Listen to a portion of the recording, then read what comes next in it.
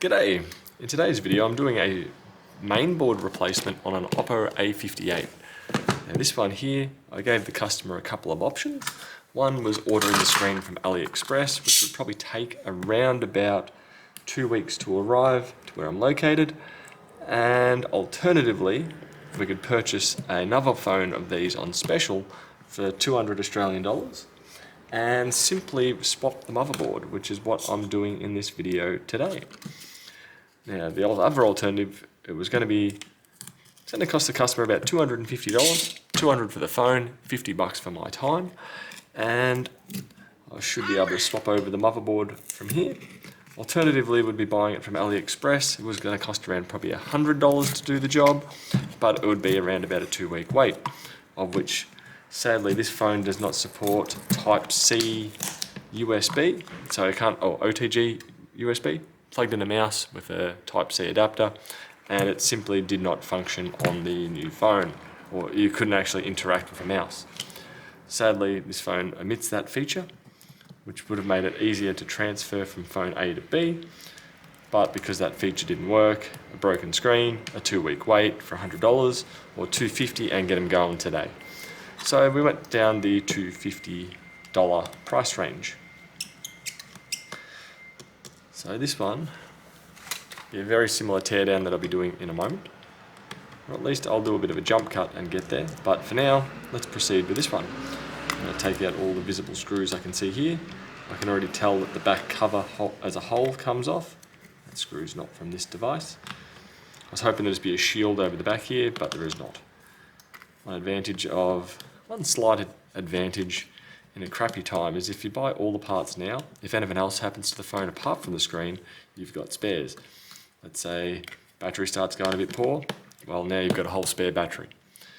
That's at least one positive byproduct of spending so much money. But I'm making a little bit of money. Sadly, Oppo's getting another wholesale of a phone, or at least Telstra, Optus in this instance, and Oppo. And I'm making a small cut for my time. So that's usually the trade-off of phones like this. If they're not a very big and popular phone, then usually buying a whole nother budget phone to get access to the information is going to be your fastest way out. Where swap a budget phone, swap the motherboard over, and carry on with life from there. Otherwise you're stuck in a bit of a sticky situation for a week or two, waiting for the part to arrive to get the screen replaced. Granted, some people do choose that, depending on how vital their information is, how soon they want their phone repaired. I'm happy to do either way, because either way I usually get paid. There we go, I've got all those there. Next I need to pop the SIM tray out, which is over here. No, SIM tray. The phone is still on at this point. Move that off to the side. Zoom you guys in a bit more. Now, I shouldn't have to need to take off the loudspeaker here, or at least that's what I'm expecting to be the case. Next I want to pop up just a little bit here. I can at least get it to lift up slightly. I can start taking the frame off. Just need to get a bit of a groove to start off. This mightn't be the best place to pry. It's going to be where I'm going to start. And then again, with all the spares, probably just go in with the SIM tray, go down and fold it, grab it, put a plastic pry tool in now, and work my way around the phone. There we go. Fold that over. Disconnect the battery, disconnect the fingerprint scanner, which looks like it should live in here. Put that off to the side, and looking at that, there doesn't look, there's one screw. I'll disconnect the antenna cable. They do like to break those. 1 and 2, fold, fold, fold. Next up, single screw over here. Take that one out, put it up high up there, and not sure if this folds to a side, but we'll find out. There we go.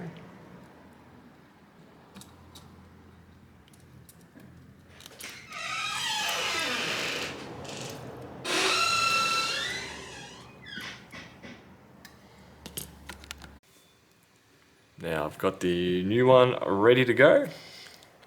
Got it prepped for the board. This one's the old one.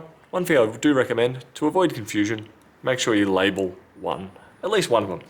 This one is the old one, which has nothing on it. This one's a new one that has new motherboard, new Mobo written on there. So I know it's the new motherboard. Put that out of the way, and let's proceed.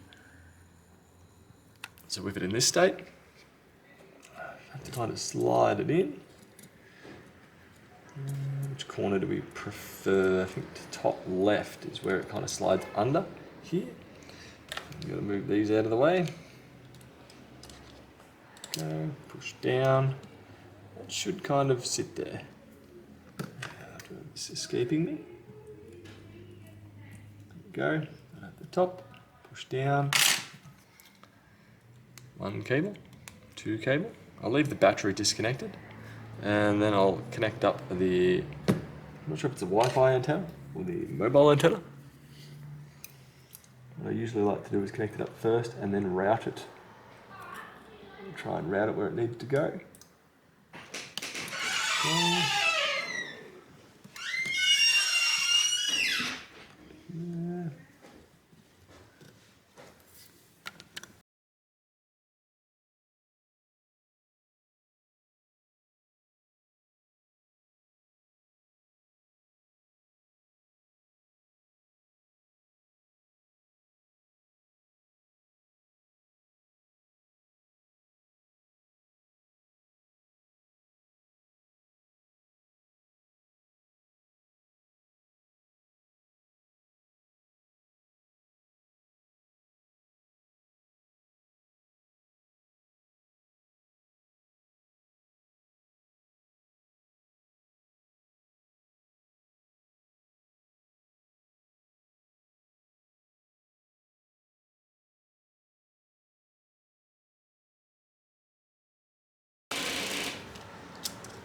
There we go, got the buttons reconnected, battery on. Now I just need to put in all these screws, put in the SIM tray, and re-glue the back cover. Now the back I wouldn't say is waterproof, but I'd say it was water resistant. If I re-glue it, it should hopefully retain some of that water resistance. There we go. Also heating it up, it does make it a bit more tacky. So when I do go to stick the back cover back on, if I've heated up the phone and the adhesive, it should hopefully help bond it a little bit better as opposed to being cold. A few more screws to put in. Getting there. Whoop. Oh, we've put one in the wrong spot. Okay. That one here is in the wrong spot.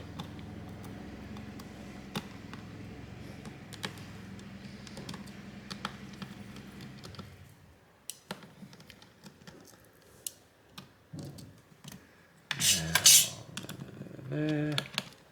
SIM tray out. There. Slightly.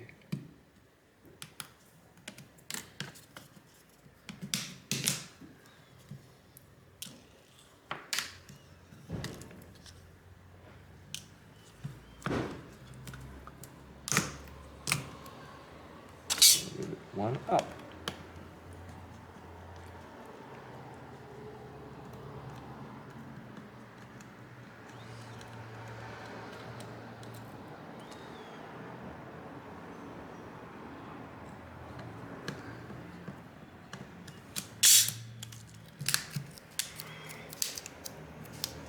Go. And I'll continue. Clear.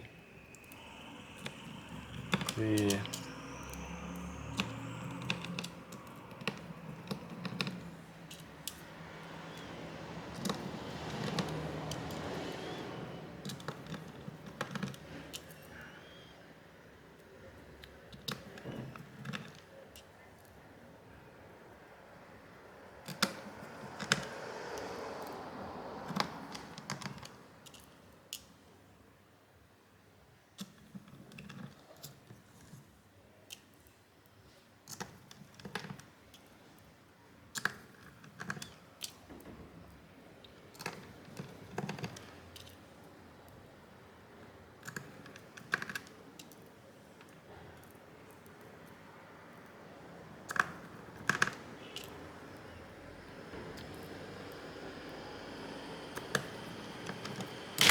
go.